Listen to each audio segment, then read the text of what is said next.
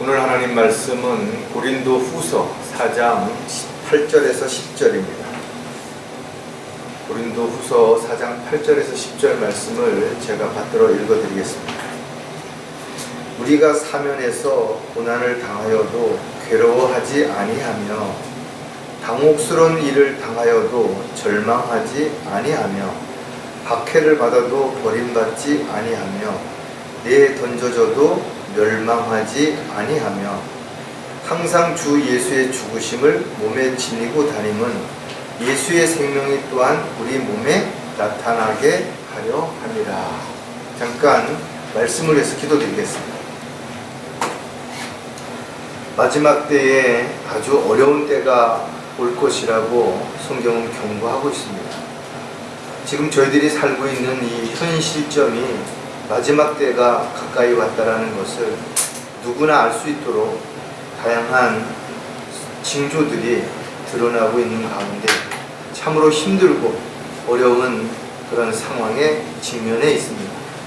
저희들이 지혜롭게 잘 대처하고 또 어려움을 잘 견디고 이겨낼 수 있도록 힘을 주시고 또 저희들이 낙담하거나 좌절하지 않도록 소망 가운데서 위로해 주셔서 저희들이 다시 힘을 낼 수 있도록 주님 함께해 주시옵소서. 또한 주님께서 친히 모든 것들을 주관해 주시고 또 질서 가운데 이끌어 주셔서 지금 야기되고 있는 여러 가지 문제들이 조속히 잘 정리되고 또 안정되어서 국민들이 생활하는데 경제적으로나 또 정치적으로나 환경적으로나 어려움 당하지 않도록 특히 그리스도인들의 삶이 빈곤해지고 또 여러 가지 어려움에 직면해서 힘들지 않도록 주님께서 다시 한번 돌봐주시기를 간절히 구하고 합니다. 오늘 또 저희들에게 주시는 말씀을 통해서 저희들이 이 죄악된 세상 속에서 살고 있지만 주님 다시 오실 때 주님의 영광에 참여할 수 있도록 고난과 시련과 역경을 잘 견디고 이겨내므로 하늘의 상과 유업을 쌓을 수 있는 종려 일꾼으로서의 삶을 잘 살아갈 수 있도록 도와주시옵소서. 다시 오실 우리 주 예수 그리스도의 이름으로 기도드렸습니다.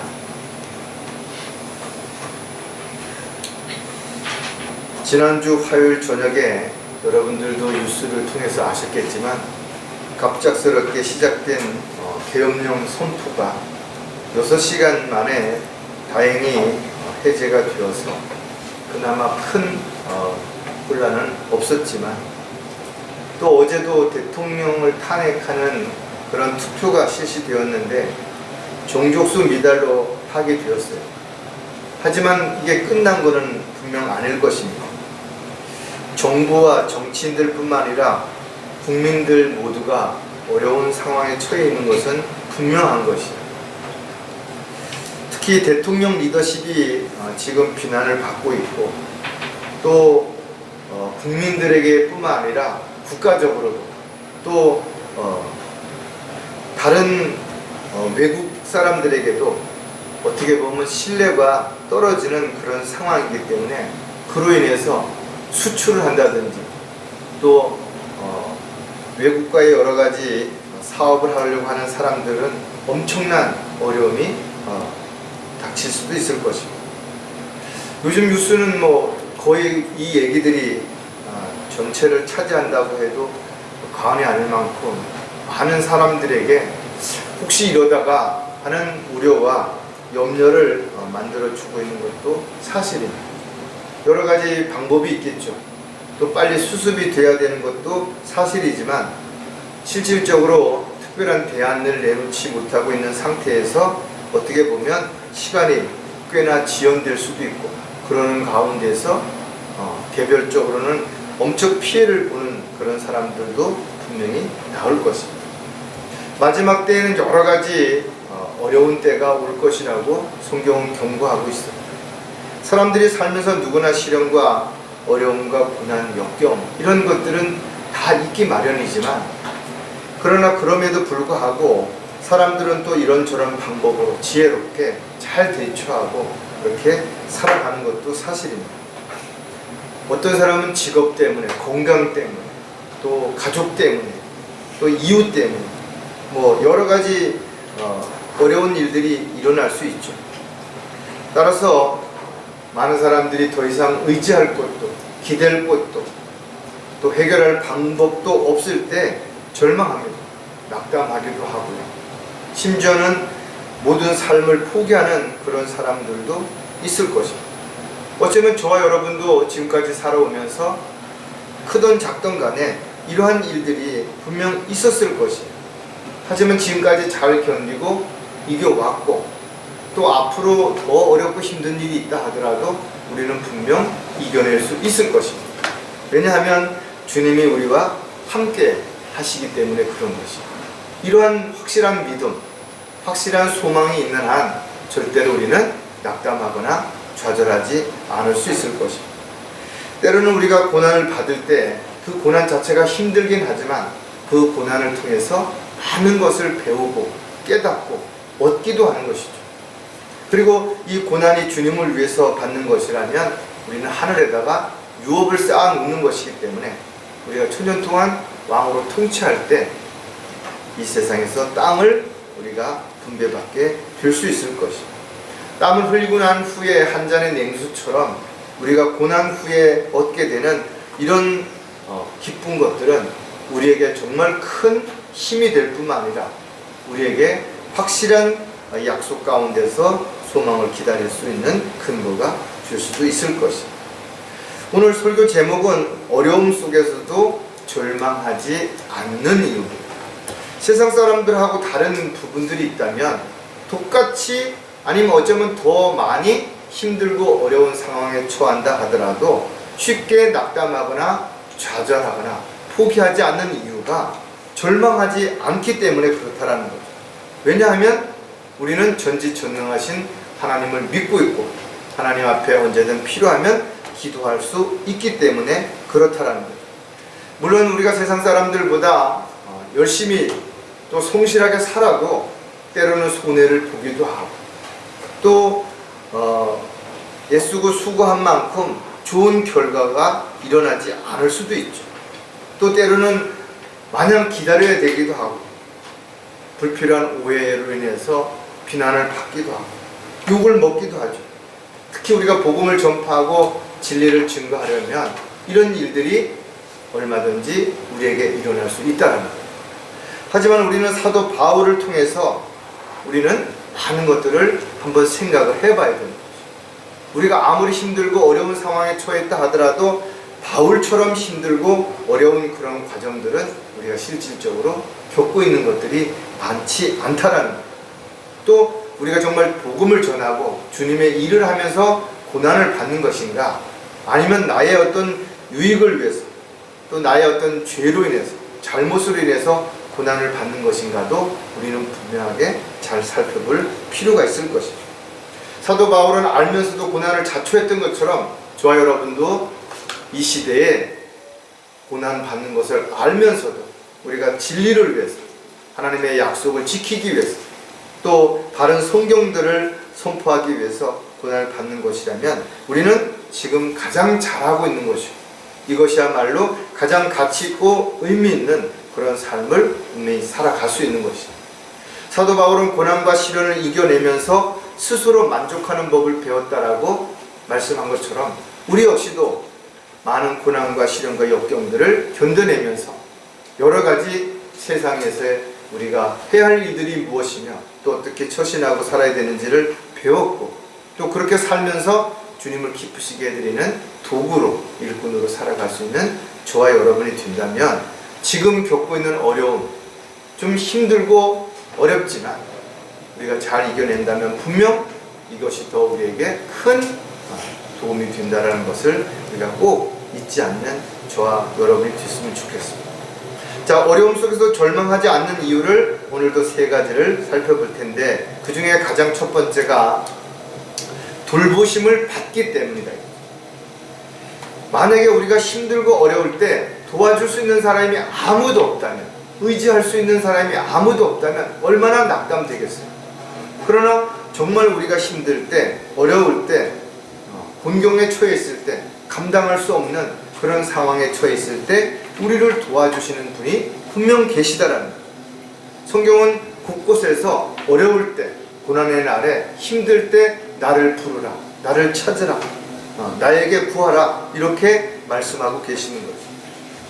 따라서 세상 사람들이야 고난을 감당해낼 수 없는 그런 상황에 처해지면 절망에 빠지고 방황하고 낙담하고 삶을 포기할 수도 있지만, 저와 여러분은 오히려 이럴 때일수록 더 힘을 내고 위로를 받고 더욱더 주님을 위해서 헌신할 수 있는 계기가 될 수 있다면, 우리의 삶이 지금은 힘들지만 장차 우리가 받게 될 삶과 유업으로 비교할 수 없는 그런 상황인 것도 우리는 충분히 알 수가 있죠.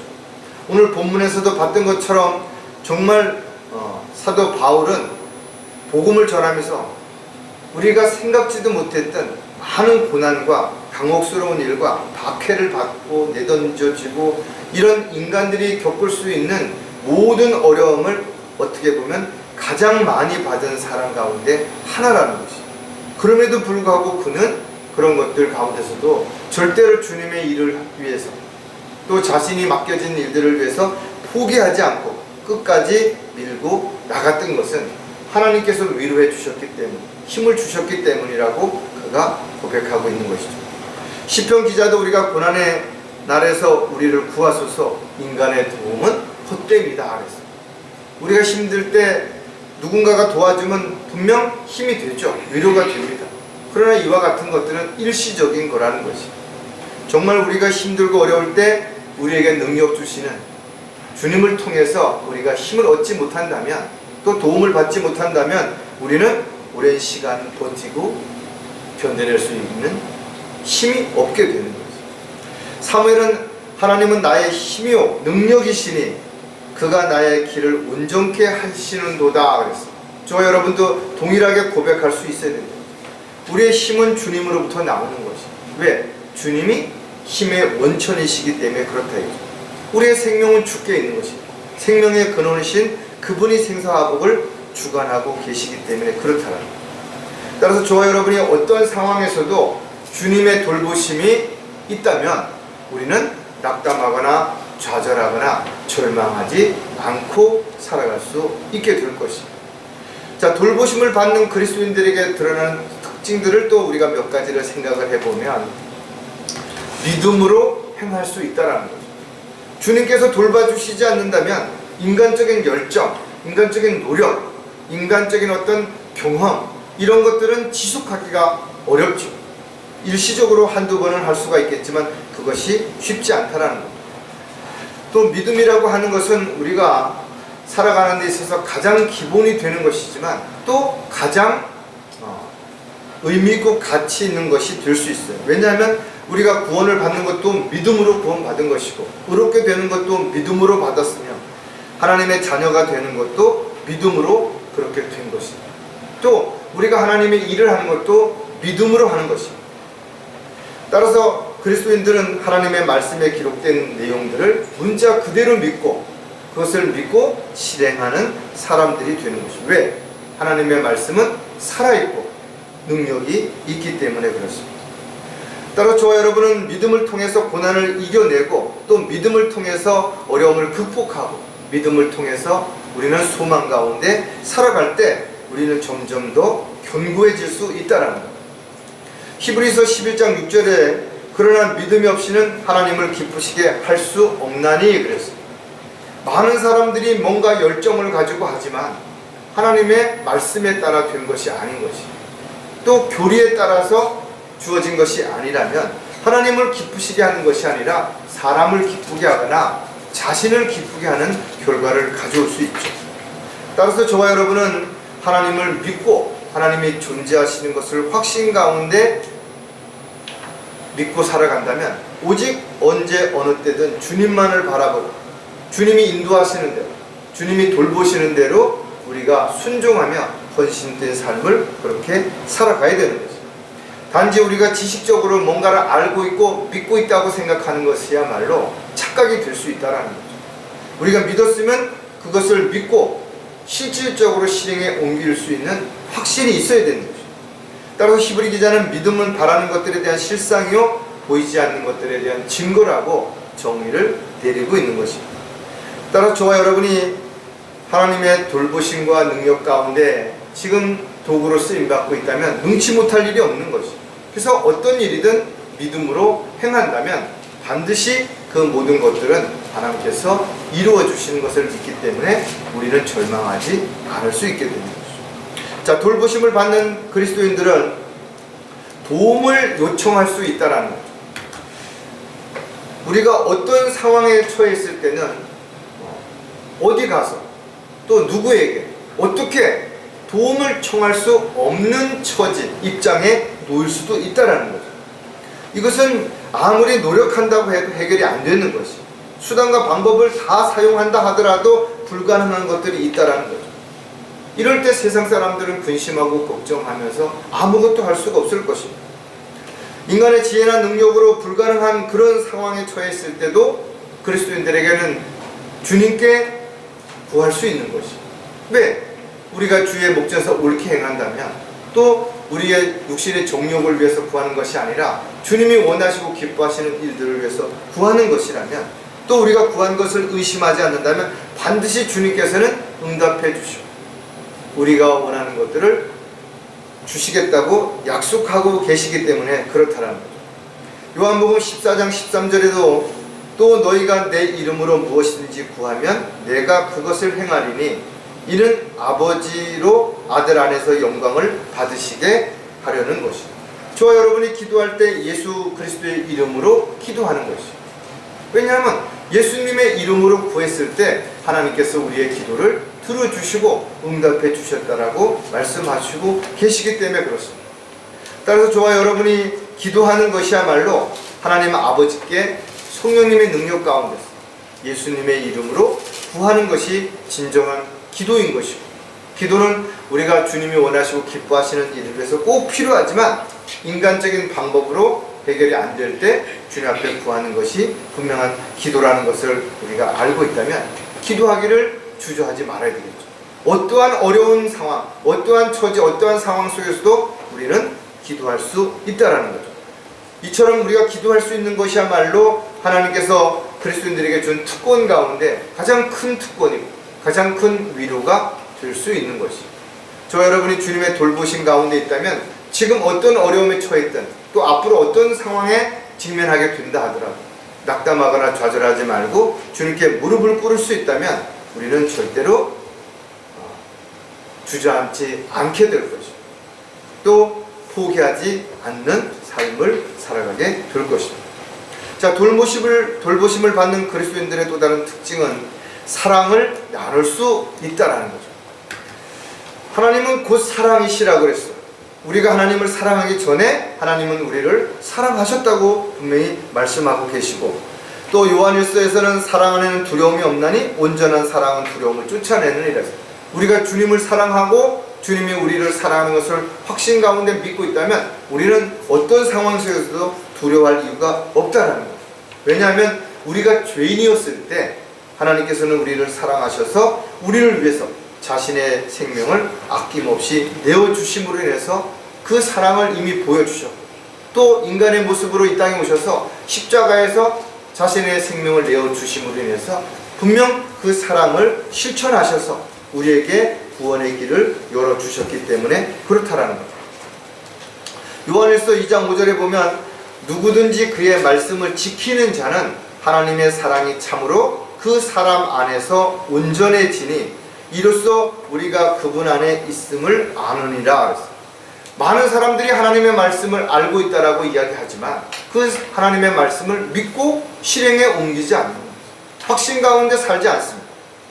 따라서 저와 여러분이 하나님의 말씀을 지킬 때 진정한 하나님의 사랑이 우리 안에서 성령님의 역사함 가운데서 분명하게 열매로 드러나게 되는 것이에요. 하나님은 우리에게 그 사랑을 보여주셨고 그 사랑을 우리에게 주신 것이에요. 저와 여러분이 그 사랑을 받았기 때문에 하나님의 자녀가 된 것이고 모든 죄가 용서된 것이에요. 영원히 살 수 있는 영생을 선물로 받은 것이에요. 이와 같은 확신이 있는 사람들만이 하나님의 사랑을 실천할 수 있게 된다.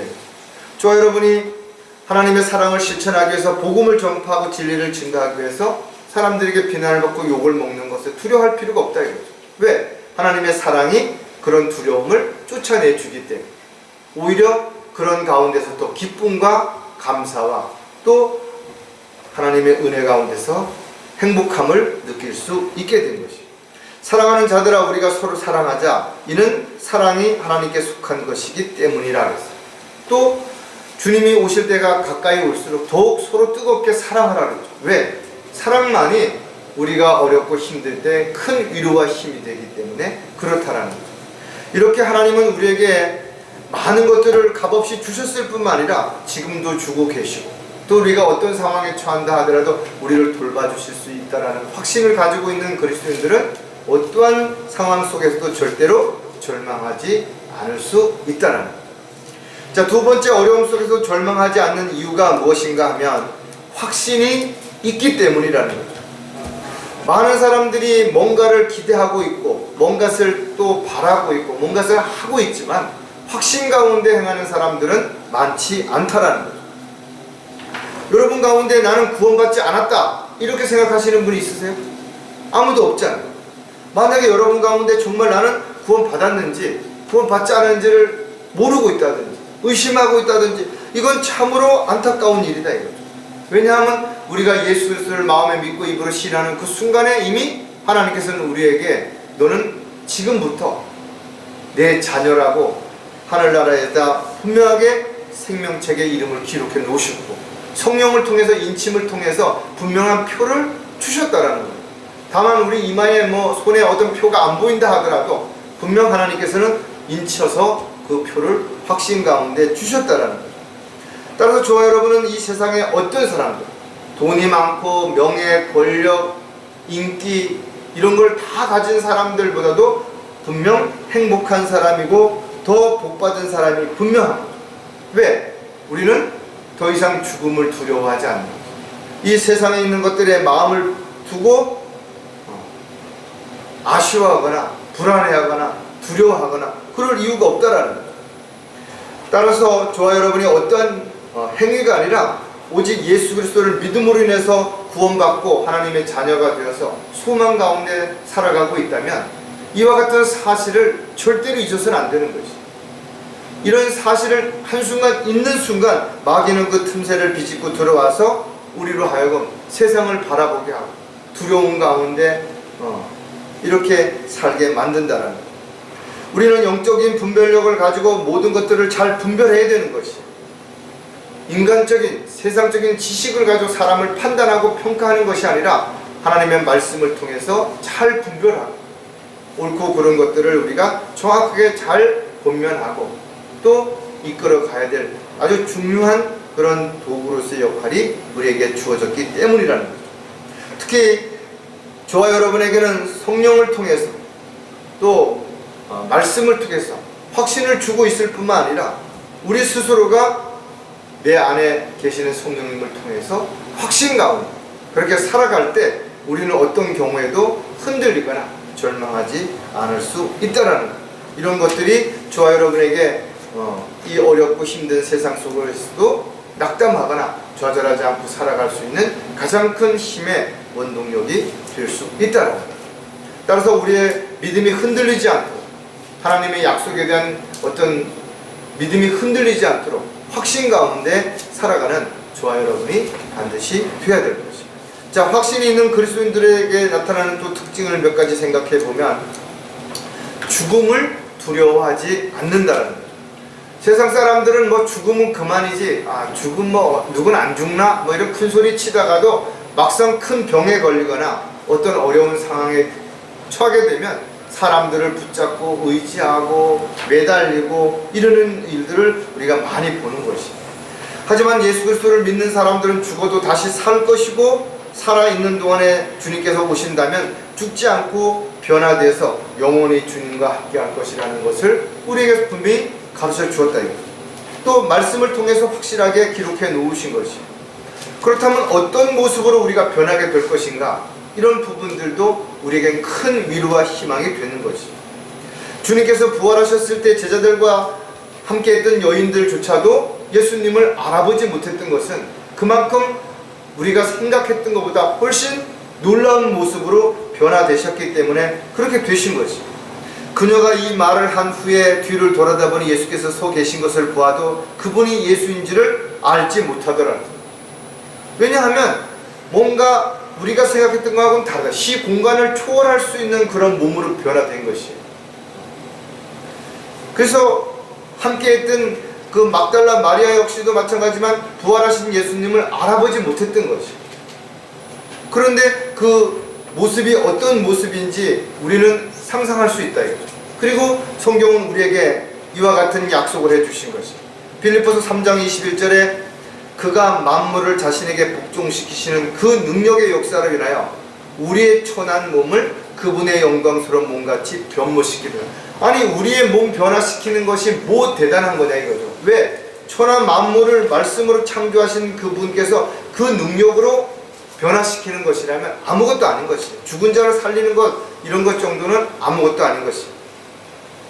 만약에 저와 여러분이 죽을 때의 모습이 지금의 모습 또는 앞으로 더 늙고 병들고 불구가 된 그런 모습으로 다시 부활한다면 얼마나 힘들겠어요. 그런 모습으로 영원히 산다면.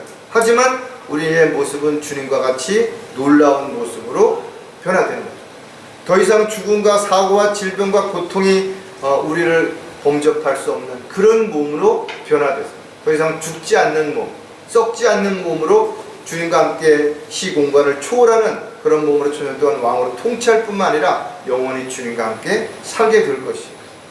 예수님의 흔적, 즉 구원의 표를 가진 그리스도인들은 이런 사실들을 알고 있는 것이에요. 그래서 두려워하지 않는 것이에요. 어떤 상황에서도 흔들리지 않을 수 있는 가장 확실한 근거가 될 수 있다는 거예요. 자, 확신이 있는 그리스도인들이 가지고 있는 또 다른 특징이 뭔가 하면 영생할 것을 의심하지 않는다라는 거죠. 영생을 의심하는 사람들은 죽음을 두려워할 수밖에 없어요. 왜? 죽음 후에 어떻게 될지 모르니까. 그러나 죽은 후에 다시 살 수 있다는 걸 믿는 사람들은 우리가 잠잘 때 내일 일어날 것에 대한 두려움을 가지고 잠을 두려워해서 못 자는 사람이 있어요?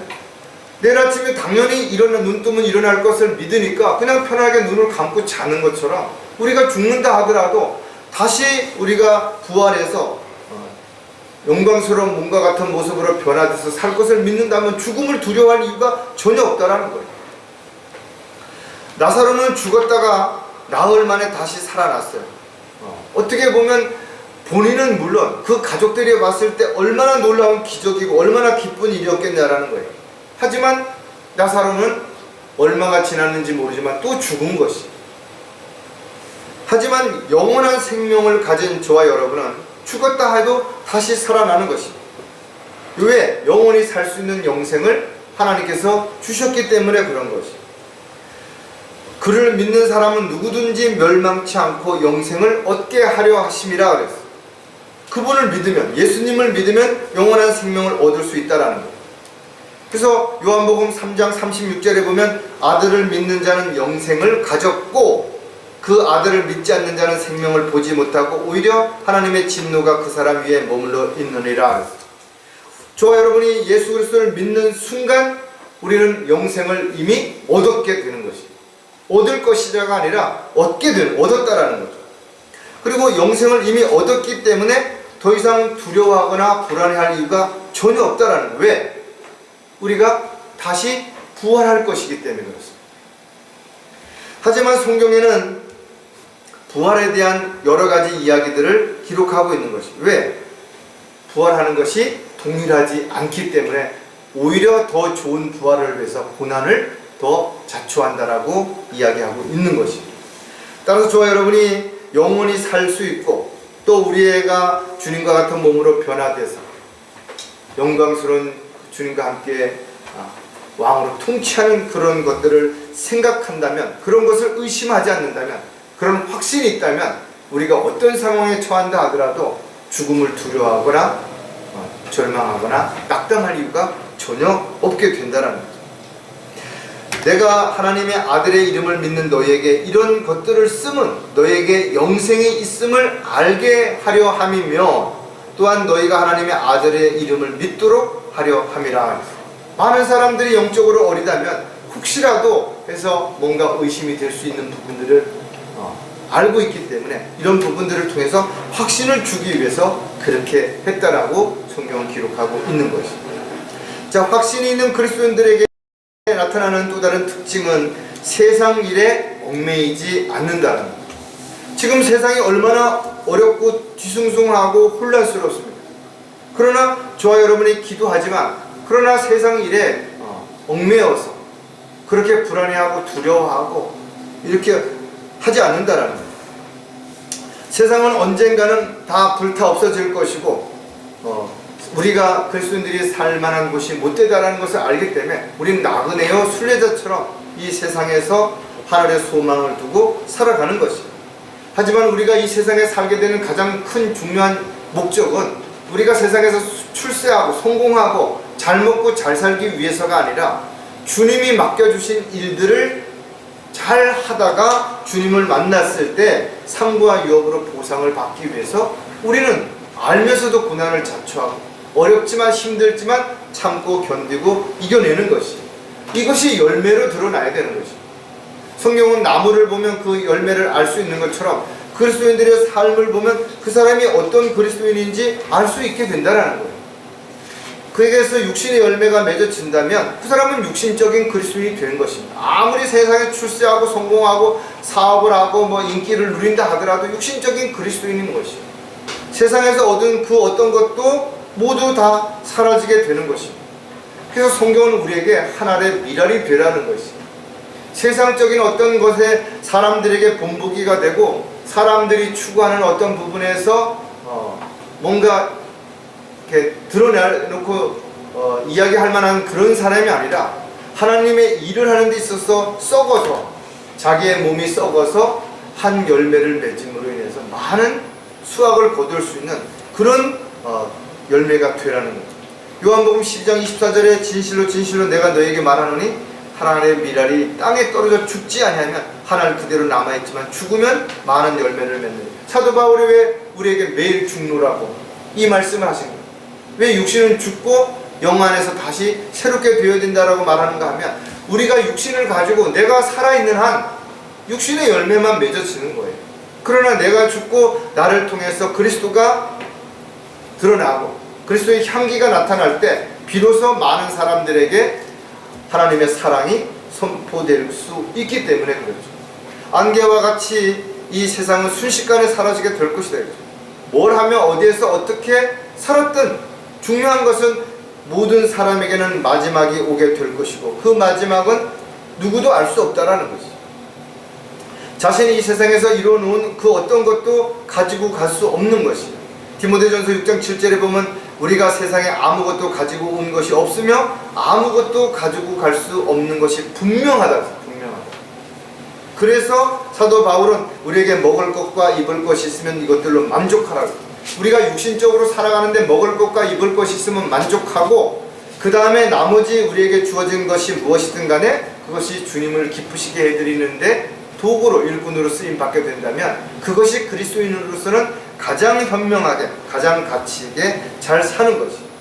저와 여러분이 이 세상에 사는 목적을 잃어버리는 순간 우리는 마귀의 올무에 빠지거나 세상의 유혹에 넘어갈 수밖에 없다는 거예요. 왜? 눈에 보이는 것들의 마음을 빼앗기기 때문에 그런 것이죠. 그래서 잠언에서 솔로몬은 우리의 마음을 잘 지키라는 거예요. 전심전력하여 마음을 지켜서 세상 일에 마음 뺏기지 않고 마귀가 틈타지 못하도록 그렇게 하라는 것입니다. 이렇게 우리가 확신을 가지고 이 세상에서 살아가고 있다면 우리는 어떠한 경우에도 절망하지 않고 낙담하지 않고 살아갈 수 있게 됩니다. 자, 마지막으로 어려움 속에서 절망하지 않는 이유가 무엇인가 하면 기다림이 있기 때문이라는 것이죠. 많은 사람들이 뭔가를 기다리고 살아가죠. 기대하고 있죠. 소망 가운데 희망을 가지고 그렇게 살아가는 것입니다. 어떤 사람은 복권을 사놓고 당첨되길 기다릴 것이고 어떤 사람들은 아파트를 사놓고 입주할 날을 기다릴 것이고 어떤 사람들은 학교에 등록을 해놓고 학교에 갈 날을 회사에 갈 날을 결혼을 하게 될 날을 뭔가를 기대하면서 살아갈 것이 되겠죠. 그러나 자신이 하고 싶은 대로 모든 것들이 노력한다고 이루어지는 것인가? 그렇지 않잖아요. 노력해서 이루어지는 것도 있지만 이루어지지 않는 것도 분명히 있는 것이고, 이루어졌다 하더라도 어느 한순간에 다시 원위치 되거나 더 결과가 나쁠 수도 있게 되는 것이죠. 사람들은 세상적으로 뭔가 점점 더 좋아지고 있고, 과학이 발달되고 의약품이 점점 좋아지고 있고, 그러다 보니까 100세, 120세를 꿈꾸며 기대하고 살아갈 수 있을지는 모르겠지만, 그러나 생사화복을 주관하시는 분은 하나님이시라는 사실을 그들은 모르고 있는 거죠. 결국은 언젠가 자신에겐 마지막이 오게 될 텐데, 그날이 왔을 때 아무리 후회하고 되돌리려고 해도 아무것도 할 수 없는 그런 상황이 될 때, 그때 사람들은 후회하겠죠. 낙담하겠죠. 내가 이렇게 살지 말걸, 왜 이렇게 살았나? 내가 정말 주님이 기뻐하시는 삶을 살걸, 왜 난 육신만을 만족하면서 살았는가 생각하겠죠. 그러나 더 이상 기회가 없다라는 거예요. 하지만 그리스도인들은 앞으로 어떤 일들이 일어날지를 알기 때문에 그 기다림이 가장 의미 있는 것이고, 또 그 기다림을 위해서는 우리는 많은 것들을 양보하고 포기하고 할 수 있게 된다는 거예요. 만일 그리스도께서 일으켜지지 못하셨다면 너희의 믿음도 헛되고 너희가 여전히 죄들 가운데서 있는 것이라. 주님이 부활하신 적이 없다면 우리가 부활에 대한 것들을 가지고 있는 그 꿈이 헛꿈이 될 수도 있잖아요. 헛소망이 될 수도 있잖아요. 그러나 부활이야말로 직접적으로 우리에게 보여주셨고 우리에게 가장 큰 소망이 된 것입니다. 그래서 사도 바울도 복된 소망이라고 그래요. 베드로는 산 소망이라고 우리에게 이 소망에 대한 기다림을 분명하게 가르쳐 준 것이죠. 그리고 사도 바울은 우리에게 주님이 오시는 것을, 다시 오시는 것을 사모하며 기다리는 사람에게 면류관을 주신다라고 우리에게 또 약속을 하고 있다는 겁니다. 따라서 저와 여러분이 주님 오셨을 때 주님을 어떤 마음으로 또 어떤 일을 하다가 어떤 상황에서 주님을 만나게 될 것인가를 생각해 본다면 우리가 쓸데없는 일에 헛된 데 마음을 뺏기고 시간을 낭비하며 살아가는 사람이 없을 것입니다. 따라서 저와 여러분이 더 좋은 부활을 또 더 좋은 주님과의 만남을 기대한다면 우리는 절망하는 것이 아니라 오히려 고난 가운데 기뻐하고 그 고난을 통해서 주님을 더욱더 영화롭게 할 수 있는 도구로서의 삶을 살아갈 때 더욱더 우리가 열매 맺는 그런 삶이 될 수 있게 될 것입니다. 자, 기다림이 있는 그리스도인들은 또 어떤 특징을 가지고 있는가? 세상을 이길 수 있다는 거죠. 세상이 아무리 혼란스러워지고 세상이 아무리 강팍해지고 세상이 죄악으로 가득 찬다 하더라도 구원받은 그리스도인들이 믿음이 있다면, 확신이 있다면, 소망 가운데 살아가고 있다면 세상을 이길 수 있다는 거죠. 저와 여러분은 세상에서 불러냄을 받은 사람들, 즉 에클레시아라 해서 교회는 따로 떼어놓은 무리라고 그런다. 우리는 세상과 구별된 것이죠. 또 우리는 세상과 세상에 있는 것들도 사랑하지 말고 세상을 따라가지도 않고 세상으로부터 사랑을 받을 것을 기대하지도 않는 것이죠. 오히려 세상을 관장하고 있는 마귀는 세상에 있는 것들을 통해서 우리를 미혹하고 넘어뜨리려고 하고 우리를 미워하기 때문에 우리는 세상을 우리가 이길 수 있는 힘은 오직 하나님의 말씀과 오직 주님을 믿고 살아가는 믿음 외에는 그 어떤 것도 없다는 거죠. 요한일서 5장 5절에도 보면 예수께서 하나님의 아들이심을 믿는 자 외에 세상을 이기는 자가 누구냐. 이 세상에 아무리 권력, 명예, 지식, 능력을 가진 사람이 어쩌고저쩌고 세상을 호령하는 것처럼 보일지라도 결국은 어느 순간인가 또 그들도 화물은 11용례 하는 것처럼 다 사라지게 되는 것이다. 한때는 권력을 가지고 어쩌고저쩌고 했던 사람들도 한순간에 물거품처럼 사라지고 바닥으로 내려오는 그런 일들을 우리가 보고 있다. 하나님께로 태어난 자는 누구나 세상을 이길 수 있다. 왜? 믿음을 가지고 있기 때문에. 우리가 세상으로부터 육신으로부터만 태어났다면 세상을 이길 수가 없죠. 오히려 그 세상에 끌려가는 세상 제도를 따라가는 삶이 될 수 있을 것이죠. 그래서 우리는 세상 사람들과 가치관이 다른 것입니다. 목표가 다른 것입니다. 추구하는 것이 다른 것입니다. 따라서 누구든지 세상을 사랑하는 자는 하나님과 원수가 된다 이거죠. 또 사도 바울은 세상과 일치하지 말고 마음의 변화를 받아 이 세상에 사는 동안 나그네의 순례자처럼 그렇게 살아가라고 우리에게 권면해주고 있는 것이죠. 저와 여러분이 부활의 산 소망을 가지고 살아가고 있다면 아무리 세상이 혼란스럽고 어려운 상황이 된다 하더라도 능히 이 세상을 이겨낼 수 있는 힘이 있고 믿음이 있다는 것도 확신 가운데 우리가 살아가야 되는 것입니다. 자, 기다림이 있는 그리스도인들은 죄와 싸울 힘이 있다는 거죠. 성경은 죄의 싹스는 사망이라고 했습니다. 하지만 예수 그리스도께서 세상의 모든 죄를 제거하셨다 그랬습니다.